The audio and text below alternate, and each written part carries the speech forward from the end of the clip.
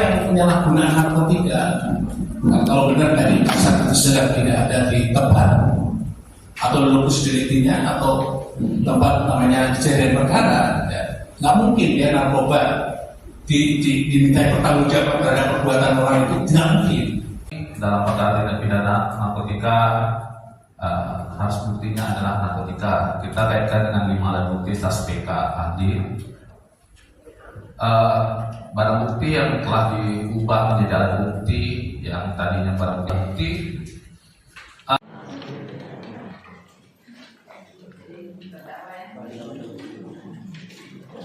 Siapa yang penyalahgunaan narkotika, kalau benar dari pasar sedang tidak ada di tempat atau lokus deliktinya atau tempat namanya kejadian perkara, ya, nggak mungkin dia narkoba dimintai pertanggungjawaban terhadap perbuatan orang itu, tidak mungkin.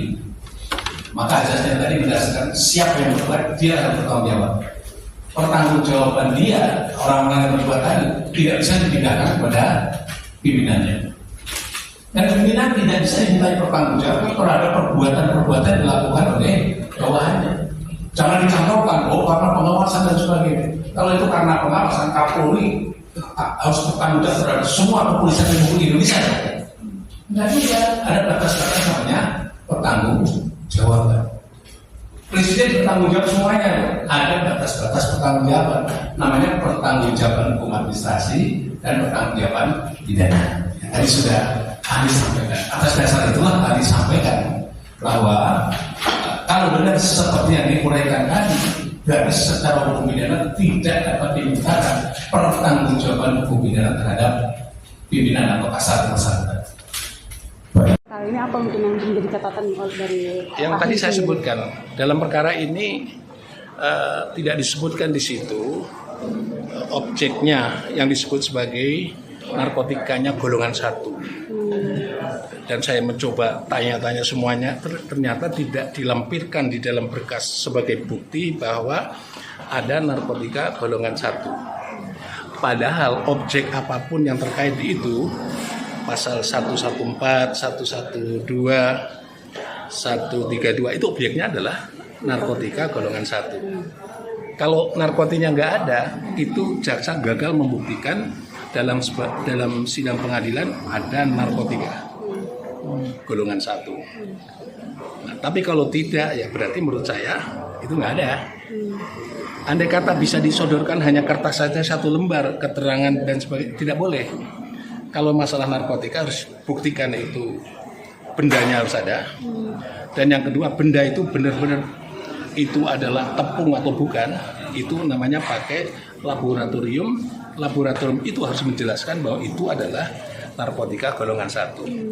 Nah, visum et repertum ini harus ada, menjadi satu kesatuan dengan objek tadi, benda narkotika itu. Dan saya lihatnya sampai sekarang saya ingin buktikan ada, tidak, ternyata nggak ada. Pengalaman saya itu dulu membantu tentara itu butuh narkotika golongan 1. Sampai putusan dia hukumannya sangat berat sekali, 15 sampai 18 tahun. Tetapi begitu dia PK minta bantuan sama saya jelasin, ada nggak dalam sidang pengadilan dulu itu narkotika golongan 1 hasil labnya itu? Oh tidak ada, Pak, itu hanya keterangan saksi saja dia adalah narkotika golongan 1. Keterangan penyidik narkotika golongan 1, tapi narkotikanya ada tidak? Tidak ada, Pak. Terangkan semuanya itu kepada Mahkamah Agung pada saat itu karena PK, dan akhirnya Mahkamah Agung dinyatakan tidak terbukti secara sah dan meyakinkan dia adalah mengkonsumsi atau melakukan tindak pidana terkait dengan narkotika golongan 1. Nah ini saya lihatnya demikian. Jadi kalau itu kata-kata 1 kilo dan sebagainya, ternyata di sini nggak ada kilonya, nggak ada, semuanya nggak ada. Padahal itu syaratnya kalau 1 kilo timbang 1 kilo. Tapi kalau dalam undang-undangnya dikatakan itu 5 gram ke atas dan 5 gram ke bawah. Harus ada timbangannya. Yang ditimbang apa kalau nggak ada itu? Jadi kalau gitu, kalau misalnya tidak ada itu, pasal 144 nggak terbukti karena nggak ada narkotikanya. 112 juga tidak terbukti karena nggak ada narkotikanya. 132 juga tidak terbukti karena narkotikanya. Bagaimana dengan 140? 140 juga nggak bisa kan? Yang disimpan apanya narkotikanya? Dia nggak ada. Kalau itu benar tadi 10 kilo tinggal 2 kilo, 2 kilo pun di mana sekarang saya harus lihat. Sebagai ahli saya harus menjelaskan. Kalau saya cek ternyata misalnya itu kalau ada, oh ini 2 kilo, oke. keterangan apa namanya visum repertum dari hasil lab seperti apa, nggak ada semuanya. Jadi satu, ini menurut saya nggak mungkin ada tindak pidana ini karena tidak ada alat buktinya. Yang kedua, itu terkait pasal 132, itu kan percobaan dan perbuatan jahat. Nah, percobaan syaratnya harus ada 3. Yang pertama adalah dia niat melakukan permulaan pelaksanaan, dan yang ketiga adalah melawan hukum. Nah, melakukan permulaan pelaksanaan itu harus ada perbuatan. Perbuatan apa? Kalau pasal-pasal itu menjual, menyediakan. Oke, narkotikanya harus ada juga untuk menjual narkotika yang mana, dan kalau untuk menyediakan narkotika yang mana. Nggak ada sampai hari ini, nggak ada. Jadi saya ingin sampaikan, kalau nggak ada bukti di sidang pengadilan, bisa nggak disimpulkan itu adalah terbukti secara sah dan meyakinkan pasal 114 plus 112? Saya bilang nggak bisa dong. Mungkin unsur-unsur yang lain nggak, mungkin juga nggak bisa karena perbuatan objeknya harus ada. Jadi saya kira itu. Kalau misalnya itu barang bukti sudah dimusnahkan seperti apa? Nah, kalau musnahkan begini. Jadi barang bukti itu kalau banyak bisa dimusnahkan lebih dahulu, boleh nggak apa-apa. Tapi syaratnya satu. Misalnya barang buktinya 50 kilo. Maka 50 kilo di lab dulu semuanya. Di lab dulu, kalau sudah di lab hasilnya narkotika golongan 1 atau bukan. Kalau di lab semua narkotika golongan 1, terus kemudian nanti akan menjadi alat bukti sampel daripada itu mungkin 1 kilo, boleh dilakukan. Tapi syaratnya apa? Itu harus izin pengadilan dan dihadiri oleh stakeholder yang lain, pejabat-pejabat yang terkait dengan penanganan narkotika. Kalau perlu BNN dan sebagainya masuk semuanya, kepolisian, bagian pokoknya yang terkait dengan pembuktian itu. Jadi pemusnahan harus disaksikan semua orang. Yang sisa tadi wajib untuk disimpan, tidak boleh diganti dalam bentuk apapun. Karena dia nanti tidak lagi di lab lagi, hanya itu nanti 1 kilo tadi sebagai alat bukti. Nah, kalau benar 1 kilo sebagai alat bukti, sekarang itu nggak ada, buktinya mana yang dulu? Nah, kalau itu mungkin tidak ada, kalau tadi dibilang ada yang dijual dan sebagainya, dibuktikan aja jual itu bagaimana menjualnya, siapa pembelinya, dan transaksinya, bagaimana uangnya mengalir kemana, harus dibuktikan semuanya. Kalau saya katakan ya, yang terbukti kan tadi ada bilangnya 2 kilo atau 1 kilo, ya itu aja dibawa ke pengadilan. Kalau sampai hari ini tidak ada, kalau ahli berpendapat ya berarti unsurnya tidak terbukti. Terkait pencabutan laporan gimana? Saya Berpengaruhi ingin sidang? mengatakan, kalau pengadilan itu pasal 185 itu mengatakan begini, keterangan saksi adalah keterangan yang disampaikan dalam sidang pengadilan. Ya. Ahli juga sama, keterangan ahli adalah keterangan yang disampaikan di pengadilan. Saya keterangan di sini itu nggak bisa dipertimbangkan oleh hakim. Keterangan saya yang di dalam tadi itu saya di pengadilan. Kalau di luar nggak bisa. Sama dengan saksi juga sama. Nah, kalau saksi itu di sidang pengadilan menyatakan mencabut keterangannya, boleh nggak? Boleh aja gitu. Karena kebebasan dia yang lakukan itu mencabut atau tidak mencabut, melanjutkan. Apa-apa itu urusan saksi yang bersangkutan.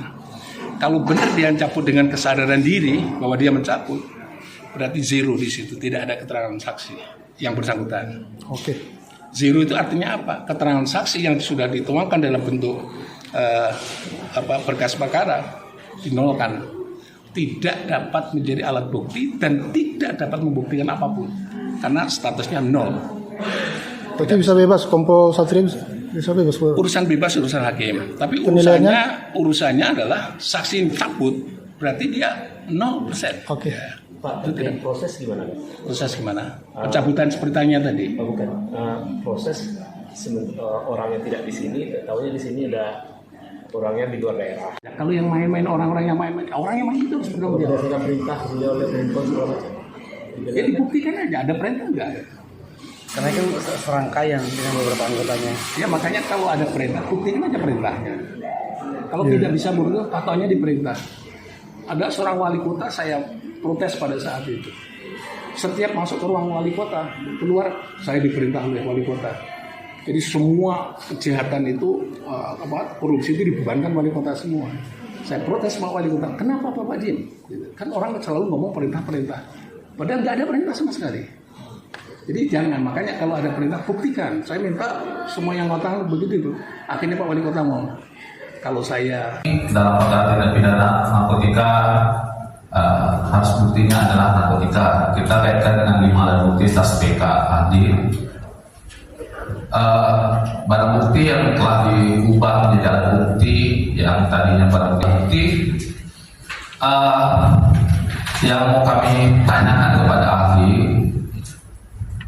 bagaimana dalam suatu permasalahan kasus barang bukti yang akan dijadikan alat bukti tersebut sudah tidak lengkap.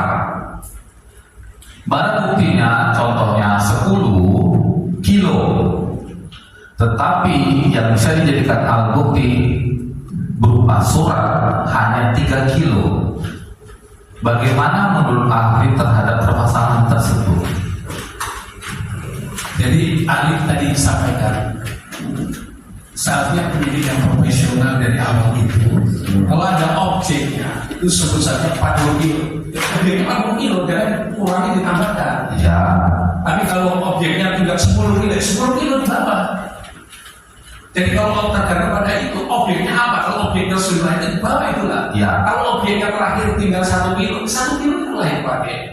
Barulah kemudian kalau itu benar 10 kilo bisa dibuktikan, ya bukannya 50 kilo dibuktikan, tapi yang harus dibawa ke pengadilan adalah narkotika yang dijadikan pasal 143 adalah Ya. 114 adalah narkotika golongan 1. ya kita Dan dibawa ke sidang itu. siap, Ya. siap, sudah. Cara 114 menjual, membeli menjadi perantara dalam jual beli narkotika, bahwa sebagian dari narkotika itu telah terjual, ya kan? Jadi dari 10 itu ahli dalam kasusnya 10 kilo yang sumber awalnya 10, sebagian sudah terguna, sudah terjual, sehingga yang bisa dihadirkan, ini kasus umumnya ya, sehingga yang bisa dihadirkan dalam persidangan adalah 2 kilo sebagaimana yang sudah disita. Menurut ahli, apakah pembebanan terhadap pelaku 10 kilo atau 2 kilo karena 8 kilo sudah terjual? Silakan. Ya tadi saya sampaikan, kalau itu 10 itu tinggal 2 kilo, bawa ke sidang pengadilan kalau pengadilan, bawa ke pengadilan narkoba, bahwa di situ ini loh, andai kata saya tidak paham detailnya, kalau narkoba itu dalam bentuk bubuk ini loh, jadi tentu juga ditanya bubuk ini apa, tepung atau apa dan seterusnya. Nah untuk memastikan bubuk itu adalah namanya adalah narkotika golongan 1, berarti wajib tes melalui lab yang hasilnya visum et rem itu yang menyatakan itu adalah narkotika golongan 1. Sudah. Tetap harus ada yang 2 kilo tadi dibawa ke sidang pengadilan. Bagaimana kalau tidak ada hanya suratnya? Tidak bisa disampaikan begitu.